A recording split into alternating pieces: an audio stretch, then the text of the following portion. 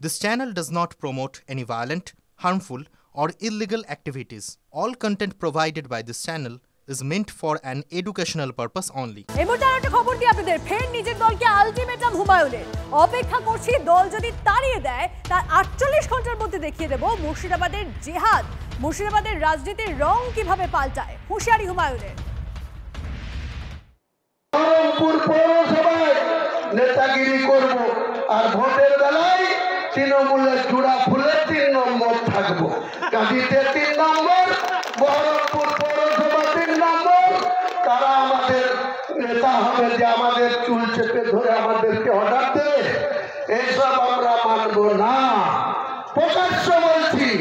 তাতে যদি দল মনে করে যে আমাদের মতো অযোগ্য ব্যক্তির দরকার নেই দল যেদিন বলে দেবে তার 48 ঘন্টার মধ্যে আগামী দিনে মুর্শিদাবাদের জিহাদ মুর্শিদাবাদের রাজনীতির কি রং পাল্টাবে আগামী দিনে দেখে নেবে। আমরা সম্মান দিয়ে নেতৃত্বকে এখনো অপেক্ষা করছি।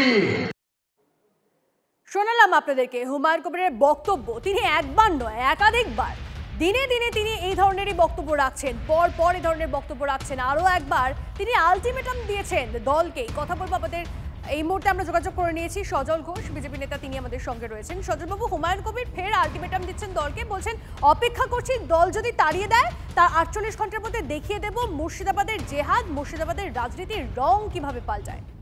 দূর ও একটা ফালতু, ওটা মানে কুণাল ঘোষ পার্ট 2, ও সারাদিন বকবক করাই স্বভাব। দল যদি তাড়িয়ে দেয় তাহলে ও দেখাবে ওর কত ক্ষমতা। দল যদি না তাড়ায় তাহলে ও ভিজে বেড়ালের মতন হয়ে থাকবে, বেড়ালের মতনই থাকবে।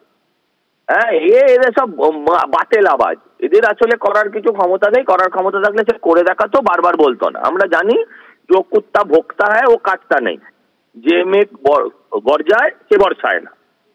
হ্যাঁ, ওর যদি দলের প্রতি বীতশ্রদ্ধ হয়ে গিয়ে থাকেন, দল যদি খুব অন্যায় করছে মানুষের প্রতি, এটা যদি উনি নিশ্চিন্ত হয়ে থাকেন, তাহলে দলে থাকবেন কেন? দল তো এই শর্তে ওনার সঙ্গে কথা বলবে না যে আমরা আমাদের যত ভুল ত্রুটি সব শুধরে নেবো, বলবে না নিশ্চয়ই দল। তাহলে উনি সেই দলে থাকবেন কেন যে দলটা মনে করছেন সামাজিকভাবে মানুষের থেকে যারা বিচ্যুত হয়ে গেছে। এ পেপার টাইগার, এর কোনো ভ্যালু নেই। বেশ বোঝা যাচ্ছে। আপনার প্রতিক্রিয়ার জন্য ধন্যবাদ আপনাকে। এই মুহূর্তে তন্ময় ঘোষ তৃণমূল মুখপাত্র, তিনি আমাদের সঙ্গে রয়েছেন। তন্ময়বাবু, আপনি নিশ্চয়ই শুনেছেন যে হুমায়ুন কবির তিনি বলছেন যে অপেক্ষা করছি দল যদি তাড়িয়ে দেয় তার 48 ঘন্টার মধ্যে দেখিয়ে দেব মুর্শিদাবাদের জেহাদ মুর্শিদাবাদের রাজনীতির রং কিভাবে পাল্টায়। তিনি এতটা ক্ষুব্ধ কেন দলের প্রতি? এতবার করে এই ধরনের মন্তব্য বারবার ফিরে ফিরে আসছে কেন? দেখুন, হুমায়ুন বাবু দীর্ঘদিন ধরে একই কথা বলছেন। ওনাকে শীর্ষ নেতৃত্বের পক্ষ থেকে ডেকে বার্তা দেওয়া হয়েছে, শৃঙ্খলা ভঙ্গের অভিযোগে নোটিশ পাঠানো হয়েছে, শোকজ করা হয়েছে। তার জবাবে তখন তিনি বলেছেন সব ঠিক আছে, মেনে নিচ্ছি।